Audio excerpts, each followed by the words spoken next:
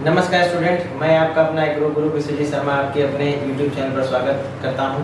आज के हमारे जो 5 प्रश्न हैं उन पर विशेष ध्यान देना है, क्योंकि अगर पशुधन से संबंधित कोई कंपटीशन में या सिलेबस में मिलता है तो ये प्रश्न बहुत ही ज़्यादा अनिवार्य होते हैं। जुगाली करने वाले जानवर के सामने के दांत कौन से जबड़े में नहीं होते हैं? जुगाली करने वाले जो भी पशु हैं उनके सामने के जो दांत होते हैं वो किस जबड़े में नहीं होते? फिर बात करते हैं गाय को ब्याने के कितने घंटे के अंदर जेर डाल देना चाहिए। बहुत इंपॉर्टेंट होता है क्योंकि इससे सीधे पशु की जान संबंधित होती है। गाय को ब्याने के कितने घंटे के अंदर जेर डाल देना चाहिए। फिर पशुओं की धड़कन किस यंत्र से ज्ञात करते हैं या मापते हैं।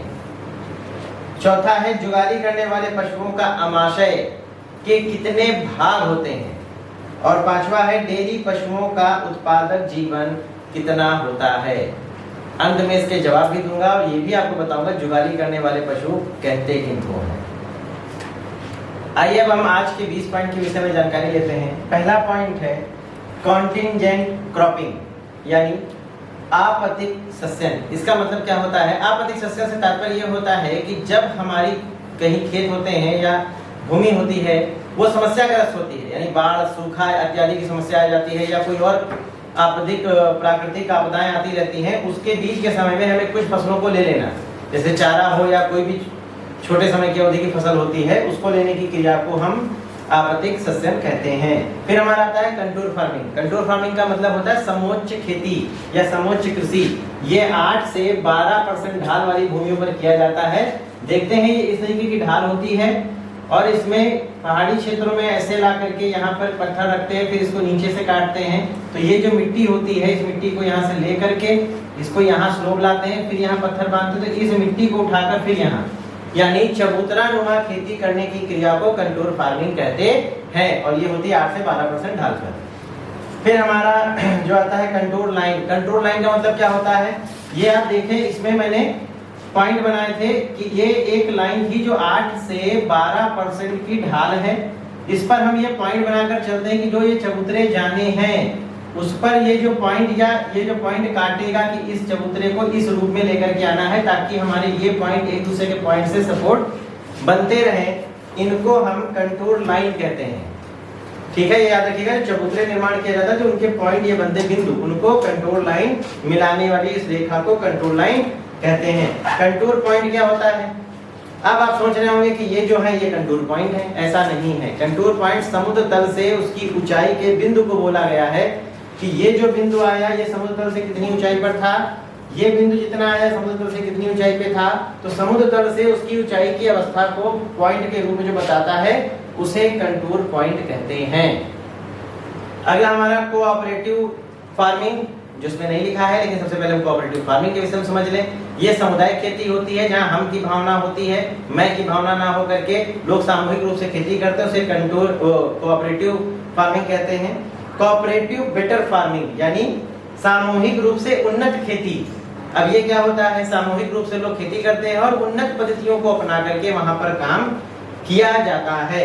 फिर है कोऑपरेटिव कलेक्टिव फार्मिंग। अब इसमें क्या होता है? इसमें सामूहिक रूप से लोग अपनी जमीन को मिला लेते हैं। अब भूस्वामित्व उसका एक होगा, यानी जमीन भले अलग अलग होगी लेकिन प्रबंधन का मुखिया एक होगा जो वहां पर खेती के तरीके को देखेगा और उसके बाद प्रॉफिट बटेगा। फिर हमारा कोऑपरेटिव जॉइंट फार्मिंग। अब इसमें क्या है? खेत जो अलग अलग छोटे टुकड़ों में है उनको जोड़ लिया जाएगा। प्रबंधन सबका, स्वामित्व सबका अपना अपना होगा, लेकिन खेत को जोड़ करके वहां पर खेती की जाएगी। फिर हमारा आता है कोस्मोलॉजी। अब कोस्मोलॉजी क्या होती है? ये एक विज्ञान है जो ब्रह्मांड का है, यानी ब्रह्मांड के विज्ञान का अध्ययन हम कोस्मोलॉजी के अंतर्गत करते हैं। फिर हमारा आता है कोस्मोग्राफी। कोस्मोग्राफी क्या होता है? कोस्मोग्राफी जो ब्रह्मांड का अधिनियम तैयार है, यानी कोई भी देश या कोई भी स्पेस एजेंसी जो ब्रह्मांड पर काम करेगी उसके अधिनियम यानी उस नियम से बंधे हैं, इसके तहत वो वहां पर कार्य करेंगे, तो ब्रह्मांड के नियम को कोस्मोग्राफी कहा जाता है। फिर हमारा cost benefit ratio. Cost benefit ratio क्या होता है? जब भी हम कोई उत्पाद का उत्पादन करते हैं और उस उत्पाद में जो हमारी लागत लगती है उस लागत पे जो हमें प्रॉफिट प्राप्त होता है, तो उन दोनों की यानी लगाई गई लागत और प्राप्त प्रॉफिट जो आपस में अनुपात के रूप में प्रदर्शित किए जाते हैं उसे कॉस्ट बेनिफिट रेशियो कहते हैं। इसको समझ लीजिए। मान लीजिए हमने 1 लाख रुपया लगाया और हमें प्रॉफिट 5 लाख रुपए का हुआ, यानी 1:5 का रेशियो है। अर्थात 1 हिस्सा पैसा लगाया, 5 हिस्सा प्रॉफिट मिला। इसी को कहा गया है कॉस्ट बेनिफिट रेशियो। अगला हमारा है कवर क्रॉप्स। कवर क्रॉप्स क्या होती हैं? कवर क्रॉप्स का जो प्रयोग किया जाता है वो भूमि को ढकने के लिए किया जाता है, क्योंकि जो कोई मिट्टी होती है उसके ऊपर खरपतवार भी उगते हैं। साथ ही साथ अगर तापमान अधिक है तो नमी संरक्षण भी करना होता है। तो इसके लिए हम कुछ ऐसी फसलों को अपनाते हैं जो इस भूमि को पूर्ण रूप से ढक लें, ताकि फसलें बढ़ने ना पाएं।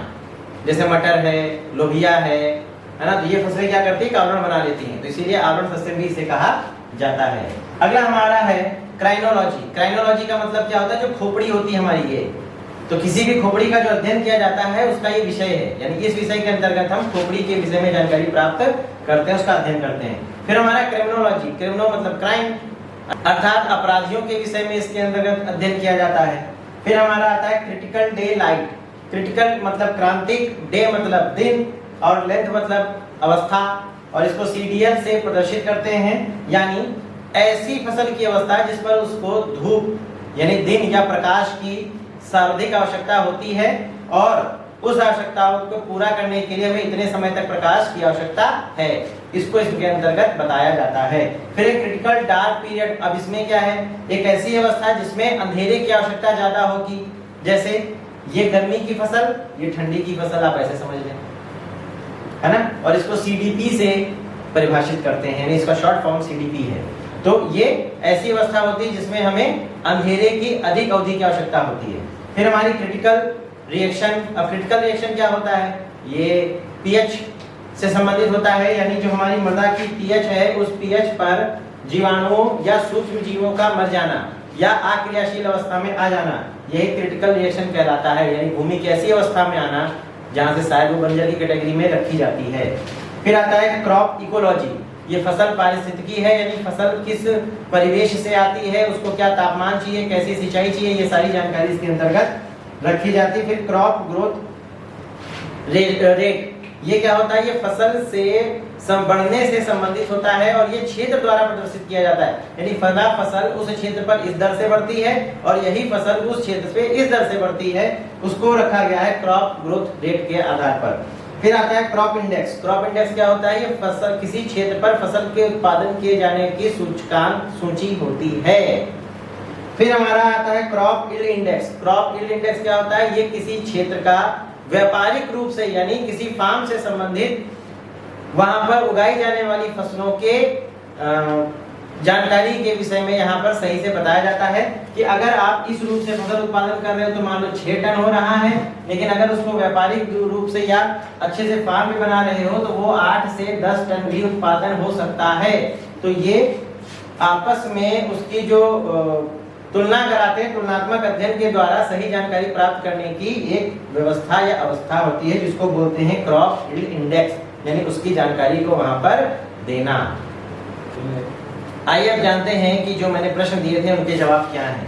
पहले का जवाब है ऊपर के जबड़े में। आप जो जुगाली करते हैं पशुओं को देखेंगे तो ऊपर का जबड़ा आगे की तरफ खाली होता है, उस पर दांत नहीं पाए जाते हैं। गाय के ब्याने के कितने घंटे के अंदर ये डाल देना चाहिए? तो उसका जवाब है 5 घंटे। 5 घंटे के अंदर उसको विशेष रूप से कर देना है। फिर पशुओं की धड़कन किस यंत्र से ज्ञात की जाती है? तो उसे बोलते हैं स्टेथोस्कोप। स्टेथोस्कोप। फिर अगला हमारा है जुगाली करने वाले पशुओं के अमाशय के कितने भाग होते हैं? तो वो 4 भाग होते हैं। इन 4 भागों में सबसे पहला होता है र्यूमेन। र्यूमेन 80% भाग पाया जाता है, याद रखिएगा, र्यूमेन वो 80% भाग होता है। इसके बाद में होता है रेटिकुलम, जिसे द्वितीय अमाशय कहते हैं, ये 5% भाग होता है। इसके बाद में होता है ओमेसम जो 7% होता है। फिर ओवेमेसम जो 8% होता है, और उसी को वास्तविक अमाशय या चतुर्थ अमाशय के नाम से भी जाना जाता है। तो अमाशय 4 भागों में बटा होता है। और जो जुगाली करने वाले पशु होते हैं वो इसलिए उनको जुगाली करने वाले पशु कहा जाता है क्योंकि ये अपने भोजन की जो पचाने की प्रोसेस है वो 8 से 10 घंटे के अंदर करते हैं। यानी पहले ये चारे को जल्दी जल्दी खा लेते हैं, पेट के अंदर जाता है, फिर इनके मुंह में आता है, फिर पेट के अंदर जाता है, फिर मुंह में आता है, और इस तरीके से छोटे पार्ट हो जाते हैं तो रेटिकुलम से वो शरीर के अंदर जाता है। इसके विषय में मैं पूर्ण जानकारी आपको सब्जेक्ट के अंदर दूंगा जब आगे इसकी चर्चा चलेगी। फिर अगर डेयरी पशुओं का उत्पादक जीवन कितना होता है, तो उसका एग्जैक्ट जवाब है 12 वर्ष। कई जगह आपको 10 से 12 मिलेगा या कहीं कहीं 12 से 14 मिलेगा, तो ये याद रखना, लेकिन एग्जैक्ट हमें 12 वर्ष कहा जाता है कि पशु का उत्पादक जीवन रहता है। तो उम्मीद करता हूँ आज के जो प्रश्न आपको मिले हैं इंपॉर्टेंट थे, आपको जानकारी जो दी गई है उससे आप संतुष्ट होंगे। अगर आपको अच्छा लगा, चैनल को सब्सक्राइब करने के लिए, लाइक करने के लिए, मेरा प्रोत्साहन बढ़ाने के लिए बहुत बहुत धन्यवाद।